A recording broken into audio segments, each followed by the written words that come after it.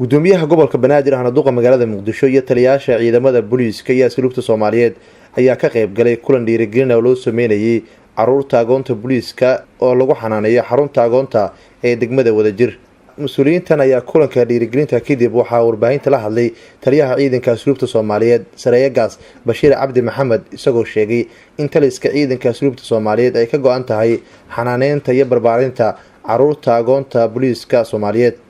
meesha caruurta booliiska lagu barbaariyo ama abood ha dhinto ama ha noolaado lagu daryeelka ciidanka booliiska loo sameeyo ayay ka mid tahay in ninka ciidanka booliiska hadduu nool yahay hadduu dhintay ilmihiisa la gargaaro caafimaadkiisa la ilaaliyo la daneeyo taasi ka dambaysay waxaan aad ugu mahad celinayaa maamulka kuliyaddan ugu horeeyo General Ali Gaab taliyaha ciidanka asluubta Soomaaliyeed Sareey Guud Bashiir Maxamed Jaamac Bashiir Goobe oo goobta ka hadlay waxa uu tilmaamay in agoonta Soomaaliyeed ay mudan yihiin daryeel gaar ah isagoo tilmaamay in taliska asluubta uu xanaaneeyo ama uu kafaalo qaaday boqolaal caruur agoon Soomaaliyeed runtii markaan caruurtaan oo kala aragno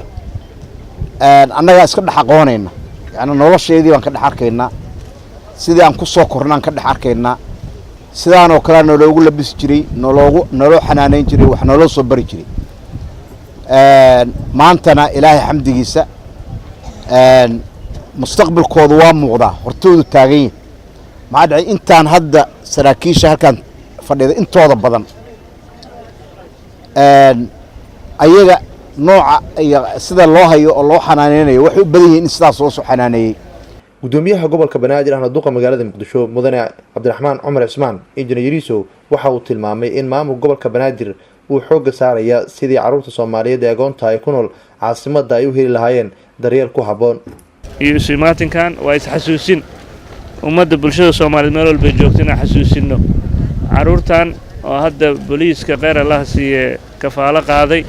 oo halkan jooga oo waxbarasho hooy iyo caafimaad iyo daryeel bahela waxaa jira kumanaan caruur ayagana oon helin marka waxaan rabnaa bulshada meel kasta joogto inaan fursaddan uga faa'iideysano ugu baaqno caruurta Soomaaliyeed meel walba joogaan waxay nooga baahan yihiin inaan mustaqbalkoodii hagaajino ka fikirno cunug walba oo naga mid ahna inuu helo daryeel mustaqbalna waddanka dhan ayay u tahay bishaaro iyo barwaaqo. Nuur Saciid Taaliil warbaahinta qaranka Soomaaliyeed magaalada Muqdisho.